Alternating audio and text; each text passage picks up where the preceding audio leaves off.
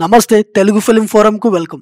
Devara glimpse వచ్చింది కదా, నేను చూసిన గ్లిమ్స్ లో ముఖ్యంగా మాట్లాడుకోవాల్సింది 80 సెకండ్స్ గ్లిమ్స్ ఉంది. మొత్తానికైతే ఎన్టీఆర్ గారి మేక్ ఓవర్, ఆయన స్టైల్, లుంగి, ఆ షర్ట్ గానీ, ఆ హెయిర్ స్టైల్ గానీ, వాచ్, కాలుకున్న కడెం గానీ, సో మొత్తానికైతే కొంచెం పాత మనిషిని చూసినట్టు అనిపించింది. అంటే పాత మన ఊర్లో మామూలుగా పూర్వం మనుషులు ఎట్లుంటారో అట్లా కనిపించింది. మామూలుగా ఇప్పుడున్న మోడర్న్ గా ఉండే ఫిషింగ్ చేసే వాళ్ళు అయితే అట్లుండరు, కానీ నాకు ఎందుకో స్టోరీ కొంచెం బ్యాక్ వెళ్ళి తీసినట్టే అని అనిపించింది. ఎందుకంటే ఫైట్ చూసినప్పుడేమో మనుషులందరూ కొంచెం పాతగా ఉన్నారు, అంటే లైక్ ఒక తెగల నుంచి వచ్చినట్టు అట్లా మొత్తం ఒంటికి ఏదో దారాల్లాగా చుట్టుకొని అట్లా కనిపిస్తుంది. దాని తర్వాత మనుషులు బనీన్లు వేసుకొని ఇట్లా అట్లా కూడా కనిపించారు. మరి స్టోరీ ఎట్లుంటది అనేది తెలియదు. మేబీ ఆ సముద్రాన్ని దోచుకోవడానికి ఏదైనా తెగ వాళ్ళు వచ్చిర్రా, లేదంటే ఇంకా దాని తర్వాత అది చూసి మళ్ళీ మామూలు మనుషులు కూడా వచ్చిర్రా అనేది కొంచెం ఆ సస్పెన్స్ ఉంది. ఇప్పుడే మనం స్టోరీని ఏమి ఎక్స్పెక్ట్ చేయలేము.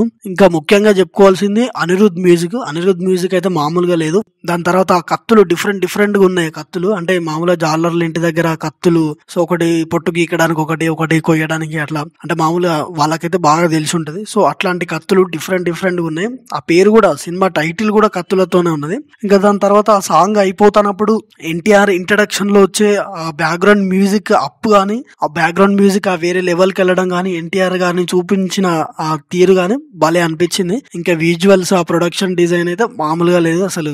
ఇంకా ఎన్టీఆర్ గారి మాడ్యులేషన్, ఆ డైలాగ్ లాస్ట్ కు చెప్పే డైలాగ్, సో ఈ సముద్రం ఎక్కువగా చేపల కంటే కత్తుల్ని, రక్తాన్ని ఎక్కువ చూసింటది, అందుకే దీన్ని ఎర్ర సముద్రం అన్నారేమో అని. సో ఆ వాయిస్ లో బేస్ గానీ, ఆ మాడ్యులేషన్ గానీ క్లియర్ గా మస్తుంది.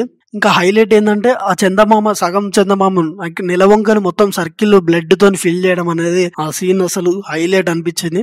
సో మనం స్టోరీ ఇంకా ఏమి ఎక్స్పెక్ట్ చేయలేము, ఎందుకంటే అక్కడ ఆల్రెడీ కొంచెం మనకు క్లియర్ గా అర్థమవుతుంది. ఏదో సముద్రంలో ఉన్న వాటి కోసం, స్మగ్లింగ్ కోసం వాళ్ళు వచ్చినట్టు మనకు అర్థమవుతుంది. బట్ ఇంకొంచెం మరి ఇది ఫస్ట్ పార్టే కాబట్టి దాని తర్వాత నెక్స్ట్ పార్ట్ ఏముంటుందో మనం అసలు అంటే గ్లిమ్స్ చూసి స్టోరీని గెస్ చేయడం తప్పే. సో మనకు అది అర్థమవుతుంది దాని గురించి, స్మగ్లింగ్ గురించి అని. మేబీ దేవర అంటే దేవుడి బిడ్డ కాబట్టి ఎన్టీఆర్ గారు ఆ సముద్రాన్ని రక్షించడానికి అక్కడ ఉన్నాడేమో, లేదంటే మత్స్యకాలను రక్షించడానికి ఉన్నాడేమో. సో ఇట్లా సముద్రం యొక్క సంపదను రక్షించడానికి దేవరగా అక్కడ ఆ మత్స్యకారులకు తోడుగా ఉన్నాడు చెప్పలేము మనం. సో ఇల్లు ఏ పాయింట్ అయినా మనకు చూస్తే కొంచెం అర్థమవుతుంది. బట్ ఏదేమైనా నెక్స్ట్ లెవెల్ కి తీసుకుపోయిండు గ్లిమ్స్ ని కొరటాల శివ గారు అని అర్థమైంది. సో కొరటాల శివ గారు కూడా మంచి కాన్ఫిడెన్స్ తో ఉన్నాడు. సో RRR తర్వాత మళ్ళీ ఎన్టీఆర్ గారి నుంచి వచ్చే సినిమా ఇదే కాబట్టి అంతే ఎక్స్పెక్టేషన్స్ తోని ఫ్యాన్స్ అందరు కూడా వెయిట్ చేస్తున్నారు. సో అదే లెవెల్ లో గ్లిమ్స్ కూడా ఉన్నది కాబట్టి పక్కా హిట్ అవుతుందని అనిపిస్తుంది.